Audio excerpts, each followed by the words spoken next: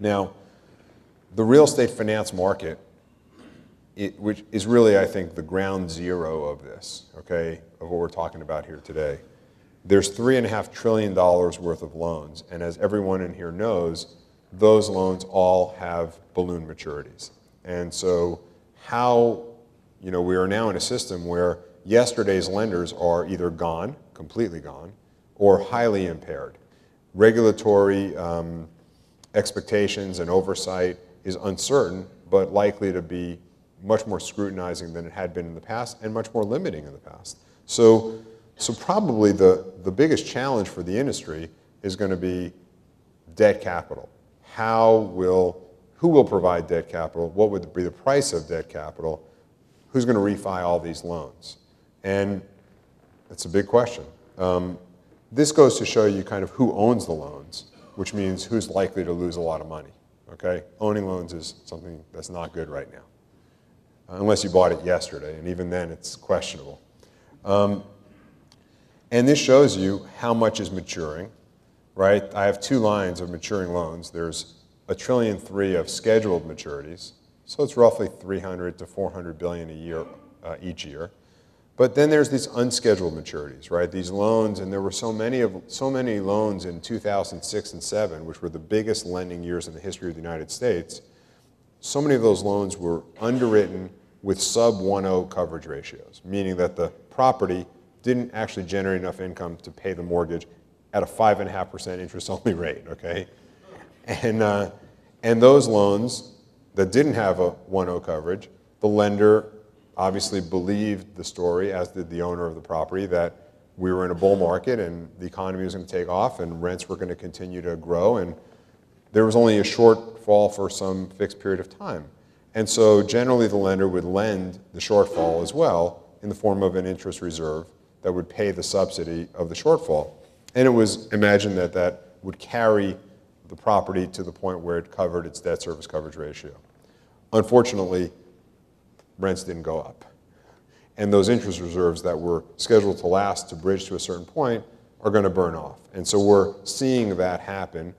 I don't want to pick on anybody's deals. I can name a few very prominent names. We probably all know them. But that's what this unscheduled maturities are about. So somewhere close to $2 trillion would be my guess. Loans are going to come into this market needing recapitalization. And that's going to be quite a pressure on the market today because there's no $2 trillion organized to meet that demand. Now, securitization, the CMBS model, has been blamed for a lot of the excesses. And I think probably most people in the real estate community when they think of CMBS lenders, they think of guys giving away free money without regard for any credit underwriting at all. And that probably is a fair characterization of CMBS and frankly, all lending in the last few years. Because let's face it, the banks and the portfolio lenders didn't do a great job on credit either. But the original model for CMBS was created in the wake of a major real estate crisis, in the wake of the S&L crisis. And at that time, which I can say I was around at that time and deeply involved in it, it was a fairly stringent underwriting process. The rating agencies, like they are today, were actually overly, if anything, overly conservative, believe it or not. And so were bond buyers. And so you had a system where 70% of a first mortgage loan was rated AAA, but the loans that were included in securitization back then, and this is in the 1990s, were high quality loans for the most part. So interest-only loans were not eligible.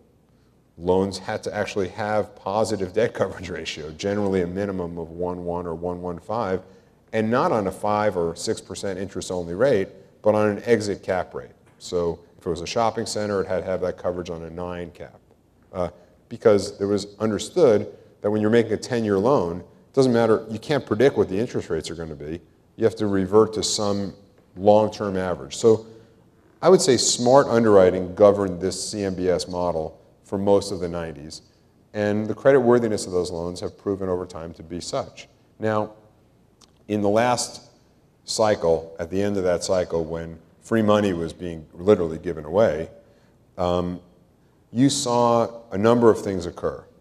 The rating agencies changed their underwriting standards because they're always backwards looking. And so in their rear view mirror in 2005 was a roaring bull market, not a debacle like what was in their rear view mirror in 1993. And as they reflected upon their rear view mirror, they saw that there were no losses in real estate over the prior 10 or 15 years for the most part. Defaults and delinquencies were very low.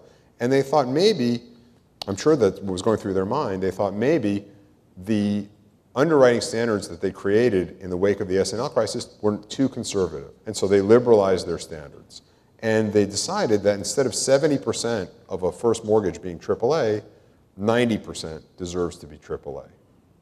And well, the bond buyers who had been around in the 90s didn't like that. And they said, well, we want the 70% of the mortgage risk. And that's why super senior bonds were created. Because the super senior bonds were the old 70% of the first mortgage. So you had this tranching or classification of AAAs in response to that tension between bond buyers and rating agencies in Wall Street community. But worse than the drift in AAA, which is very bad, you also saw an incredible relaxation of the underwriting standards of loans that were included in these deals. So it went from a time when no interest-only loans were allowed to be included to almost all the loans were interest-only. You had very little or negative debt service coverage ratios and very little lender protection. Sadly, the CMBS market as it sits today, which is a $700 billion outstanding bond market, 88% of that market is represented by loans originated in this sad period. So when you think CMBS, unfortunately, you have to think bad quality loans. And of course, no surprise, when you're giving away something for free, there's a lot of takers. The volume exploded to $230 billion in 2007. So how does one value CMBS today and in the new normal? And I think it's a nightmare. And I'm going to walk you through a very crude, very simplistic, I'm defining myself from crude and I'm simplistic, a very crude and very simplistic kind of back of the envelope way of looking at underwriting or looking at a CMBS bond today. And what you'll see is effective loan to value. So when a 2007 CMBS deal was originated, if you take an 80% first mortgage loan to value, and the super senior bond represented 70% of that, you have an effective loan to value of 56% for that bond. And then so on down, each bond has got a higher loan to value exposure.